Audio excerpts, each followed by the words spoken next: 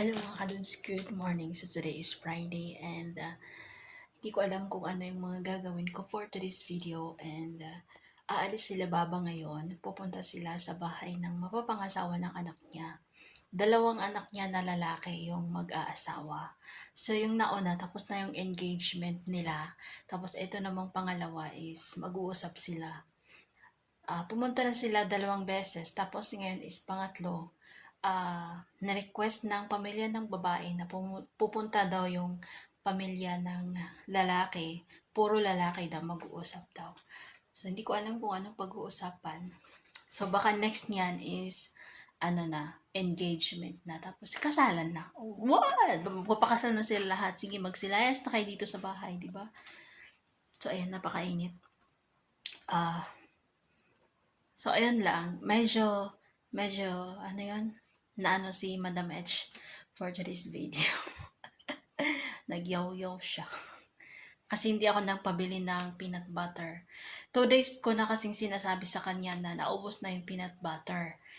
Wala kasing pera yung driver. Naubos na. Hindi binigyan ni Papa ng pera para pambili ng mga konti-konting pangangailangan namin dito sa kusina. So, alam nga namang aabunuhan ko. Nag-aabuno na ako nung nakaraan, hindi pa bayad. Hindi pa bayad. So, hindi na ako nag-aabuno. Bahala na sila sa buhay nila. So, ayun, siya. Nagsasalita siya mag-isa. Tas, yung siya lang yung nakakarinig. Pero narinig ko. Siya. So, ayun lang,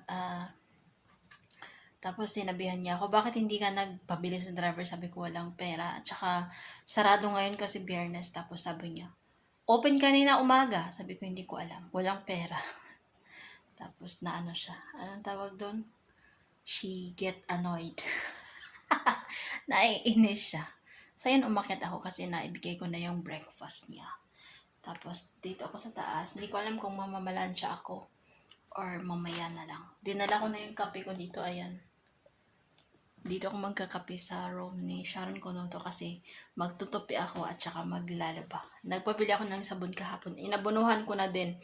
Wala kaming sabon panglaba, wala kaming sabon panghugas ng pinggan, tapos yung tubig. Nagrereklamo si Baba, nagagalit na kasi 3,000 real daw yung nababayaran yung tubig ngayong buwan na to. Tapos pina-check yung mga CR dito. Tapos ayun, may sira yung CR ko. Alam ko na may tumutulong tubig, may leak. Tapos yung CR sa baba, tapos sa labas, tapos yung CR din niya. Kaya ayun. So hindi naman siya mga kadudes no, parang pordoy na kami dito sa bahay. Kasi 2 linggo na hindi bumibili ng tubig si Mama. Yung pang-inom na tubig, hindi na bumibili. Bumibili siya yung 1.5 na mineral, yung malaki. Tapos, iilang piraso lang. Tapos, ipapasok niya sa kwarto niya. Kaming dalawa ni Sharon, wala kaming problema. Kasi, sa filter naman kami umiinom. So, nilalagay ko lang siya sa ref para masarap. Palitan naman every 3 months yung filter. So, malinis. So, sila lang bahala sa mga sarili nila kung ano yung iinumin ng mga tao dito sa bahay. So, wala nang pakialam si Baba kung ano yung wala. Basta ang mahalaga is makakain siya ng pagkain niya, makatulog siya, ganon. Kasi parang nangungonsume na din siya sa mga tao dito sa bahay kasi dumadami na kami. Tapos dumadami na din yung mga bills. O syempre, gumagamit yan ng kuryente. Tapos yung tubig, naliligo, diba? So, ayan, nangungonsume na siya. Tapos yung pagkain. So, alam nyo naman, si Baba ko napakatipid. Kahit nga malapit nang masira yung ulam, papainit pa kakainin niya. Pagagalitan nga siya ng ng mga anak niya kasi masisira na daw. Sabi niya, sayang daw. It's expensive, ganon. So, ayun. Madaming mga bagay-bagay dito sa bahay na nagkanda sira-sira na, kulang-kulang na. Kasi walang maintenance yung bahay. As long as makakain, makapagpahinga, ganon yung routine niya araw-araw. Wala siyang pakialam kung ano yung wala. Hindi niya pinupunan yung mga pagkukulang dito sa bahay. Hoy! Mga kadas, tinatawanan ako ni Sharon ko no to kanina. Hinaan ko yung boses ko kasi nasa baba siya. Tinatawanan niya ako kasi nung ano yun, nung, nung tinanong ni Madam Haifa sa akin na bakit hindi ako nagpabili. Si Madam Haifa nagsasalita mag-isa na siya lang yung nakakarinig. Ako naman, nagsasalita din ako. Sabi ko, lahat na lang sa akin inaasa, lahat na lang sa akin, lahat na lang sa akin. Buti sana kung may binigay na pera. Buti sana kung yan lang yung iniisip ko. Sila naman yung kakain. Bakit ako pang mag-iisip ng ganun, bla bla bla. Sabi ko, lahat na lang sa akin. Uwi na lang talaga ako ng Pilipinas. Sabi ko gano'n. Tapos, tinawanan ako ni Sharon. Sabi ko, oh, bakit ka patawa-tawa? Tapos sabi niya, bakit hindi mo din ako binilahan ng milk? Wala ng milk. Sabi ko, panglagay ko kayo sa sako ba? Yun, yung sa dami mo nang iniisip, sa dami mo nang pinoproblema, tapos dadagdag pa sila. 'Di ba? Yung mga problema nila, poproblemahin ko pa. Ay nako. Bago ko makalimutang magkwento sa inyo, no, kagabi pala umakyat ako ng 11. Tapos naglinis ako ng buong kwarto ko. Tapos yung mga hindi ko na ginagamit na mga damit or mga gamit na hindi ko naman kailangan na luma na at saka sira-sira na din, pinagtatapon ko na. Tapos yung iba pinaglalagay ko sa plastic. Tapos nag-arrange ako ng konti. Yung mga hindi ko masyadong ginagamit, nilagay ko sa taas ng cabinet para naman may space yung baba. So, ayun, hanggang naabutan ako ng alas 12, mga 12:30 something. Pagkatapos nun, mga 12:55, tumawag si Khalid. 12 na yun na, mag-aalauna na. Sabi niya, naglalaba kasi si Sharon Kunoto kaya maingay yung machine. Hindi naman masyadong maingay. May akala siguro nila may tao pa dito sa taas. Si Sharon Kunoto nasa CR. Ako naman nagwawali sa kwarto ko. Tapos tumawag, ya Sharon, ya Joy. Hinan ko lang yung boses ko. Tapos napakataas. Tinatawag yung mga pangalan namin. So hindi ako sumagot. Sakto naman na nagwawalis ako, nakatapat ako sa may switch ng ilaw. Pintay ko agad yung ilaw. Tapos pumunta ako sa kabilang kwarto kasi naka-on yung ilaw. Pinatay ko rin yung ilaw. Tapos sinarado ko yung pinto kasi naka-on din yung dryer. Kasi nga nagda-dryer din ako. Tapos nakapatay na yung ilaw. Tapos naglalakad ako papunta dito sa may hagdanan. Tinignan ko kung may tao. Si may enemy. Tapos pagka ilang minuto nun, narinig ko lumabas siya. Hindi ko alam kung anong binili niya or hindi ko alam kung anong kailangan niya. Baka siya nagtatawag ng ganong oras. Hindi na ako sumagot dahil wala na, nakabihis pantulog na ako eh. Naka-ready na ako para matulog na sana. Walis na lang yung ginawa ko pagkatapos na matulog na ako. So, hindi na ako bumaba. So ngayon pagkagising namin, wala namang nagsasabi bakit hindi kayo sumagot. Bakit hindi kayo sumagot kagabi? Tinawag ko kayo, gano'n. Wala namang gano'n na nangyayari ngayon. Inantay ko lang kung ano yung kailangan niya nung gabi. Pero wala naman, hanggang ngayon walang sinasabi kung bakit nagtatawag siya ng ganong oras. Ano ba yun? Ano bang kailangan nila ng ganong oras? Magkatrabaho pa kami? Oh my goodness. Ay nako, ganong oras dapat tulog na kami. Time namin yon. Kapag kasi tayo ay aakyat na tayo sa ating mga kwarto, sa atin na yung time na yon. Balato na nila sa atin yon, di ba? Magtatawag pa. Kakainis. Tsaka galit na galit siya, be. Galit na galit siya, as in, galit na galit siya. Tapos, sabi niya, galat. Ano kaya yung ginawa namin? Ano kaya, naisip ko ba, ano kayang naiwan namin nakabukas sa kusina? Ano kayang, may naiwan kaya kaming nakabukas na ilaw or something na kanang, baka nang makahadlok or kanang, saba, huy, sama na sila, uy.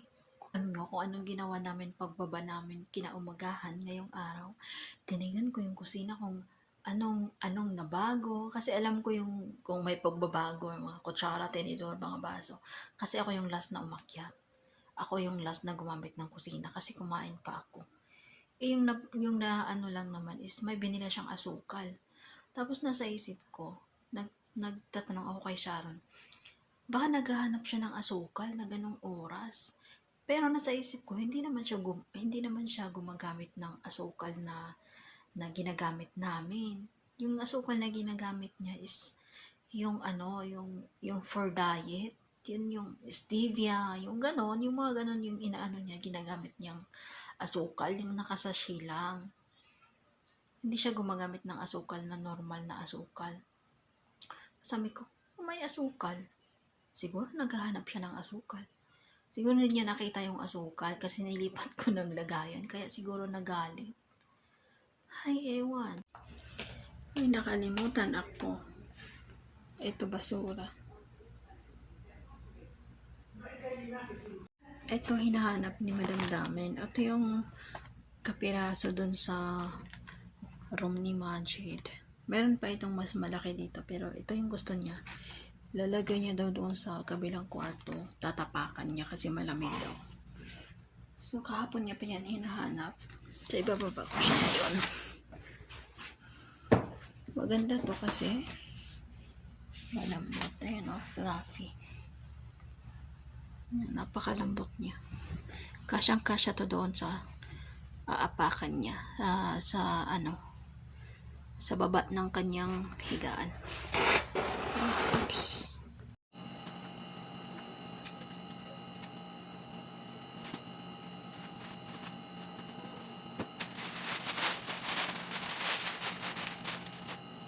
Maglilinis dito sa kwarto ni Sharon Conoto.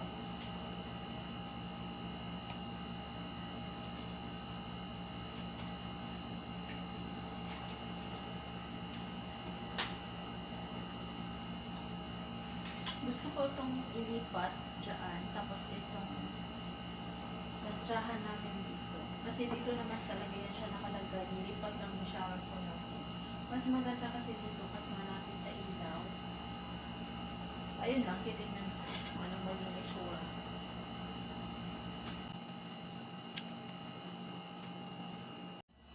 So, naglilinis ako, hindi pa ako tapos. Hindi pa ako tapos, pero tinawag ako. May hinahanap sila.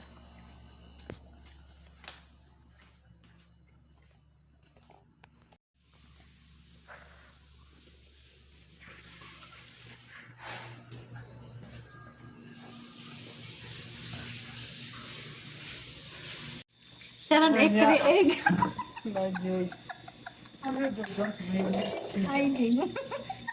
I don't know. I'll do something. I'll post it and I talk bad word. Why, Sharon, where are you? See, where is the Jawan?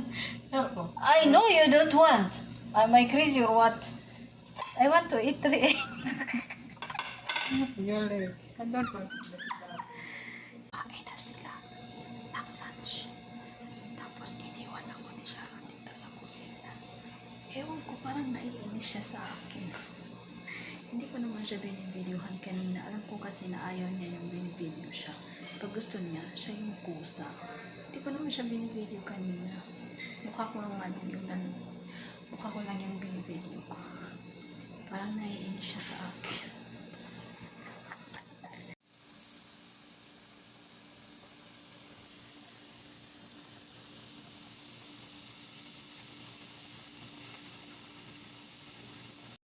Friday nga ngayon mga kados, pero hindi ko alam kung bakit pinagluluto pa ako ni Madam Edge. May pagkain naman kasing binibili si Babahot pero ayaw niyang kumain ng pagkain nila, kaya eto nagpapaluto ng shish tawok. Buti na lang talaga meron talaga akong nakahandang shish tawok para sa kanya para hindi na ako mahirapan. Sobrang lakas ng hangin, parang lumilipad yung bubong ng kapitbahay namin. O, naririnig ko. Nagtagulkol na ilahang atop.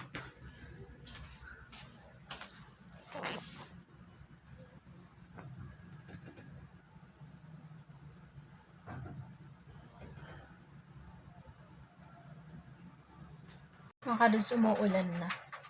Naririnig niyo ba?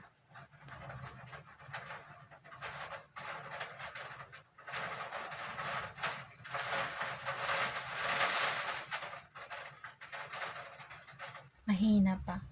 Mamaya yan, palakas na yan ang palakas.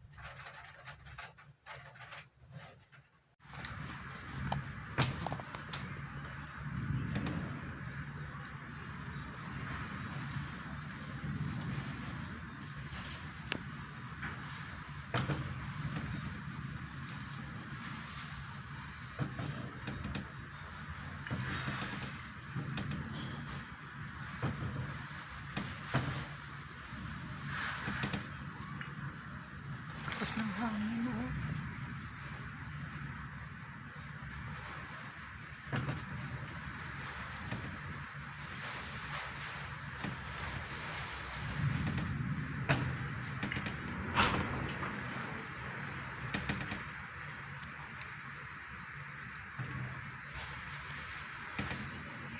Parang hindi sang-ayon si Universe sa sa mga ganap nila today.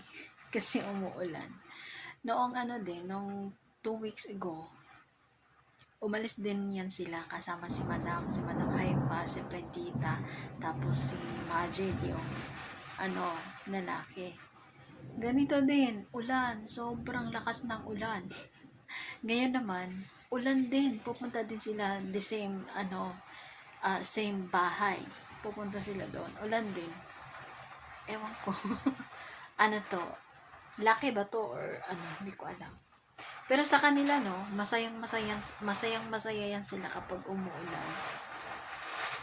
Ang lakas ng lightning, nagulat ako. Char. As in, nagulat ako super. Ang lakas! Tapos narinig ko dyan sa kapitbahay, more. Hoy, ano yun? Lakas, oh. Tuwang-tuwa yung mga bata, sabi more daw.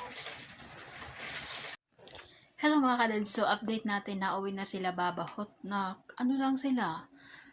Sandali lang sila doon, as in, napakadali lang. Pag alis nila, naglinis ako ng ref, tapos naglinis ako sa lamesa. Pinagtatanggal ko yung mga expire na mga cornflakes. Pinagtatanggal ko yung mga expire na. Tapos, sakto pagkatapos ko dumating sila. So, pagdating nila, pinapagawa ako ng soup. So, magluluto ako ng soup. Nakasalang na ako ng onion. Tapos, umakyat na ako para kunin itong cellphone. Kasi nga, may message ako.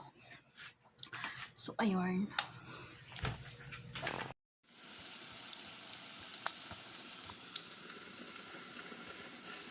Hello mga kadads, it's 12:08 na ng gabi. Ayan, umaga na pala, good morning. So, ayan yung ginawa natin kanina. Ako lang pala, dinamay ko pa kayo eh. Ako ng shista walk kay Madam H, tapos kay Baba naman is soap. Nung pagka-uwi nila galing sa labas. So, ayun, wala naman ako masyadong ganap today. Hindi ako masyadong busy. Alhamdulillah, hindi ako masyadong busy ngayon. Nakapag-relax ako. Hindi naman totally relax talaga kasi nung umalis sila Baba, naglinis din naman ako. So, ayun. Mas maganda kasi kapag maglilinis ka na konti lang yung tao dito sa bahay na hindi sila kumpleto para magawa mo ng maayos. Makapaglinis ka ng maayos. So, ayun. Umalis pala sila Prentita kanina, 8 something. Tapos pagkawan nila, 10:45 na. So, pagkawin nila, nanood yata sila ng sine. Pagkawin nila is gutom yung mga person. Si Madam Edge, nagpagawa lang siya ng isang sliced bread na pinalamanan ko ng peanut butter. May binili na siyang peanut butter pagka-uwi niya. Si Prentita naman is nagpa-slice lang siya ng kamatis at saka sibuyas, tapos may tuna, tapos nilagyan ng lemon sa taas. Tapos yun, kumain siya ng 2 sliced bread. So yun lang naman mga kadods, at matutulog na rin ako kasi wala naman akong data, hindi ako mapupuyat kapag wala akong data. Nakika-wifi lang ako doon sa baba. So, hindi umaabot yung wifi dito sa taas. So, matutulog na ang person. And, good night!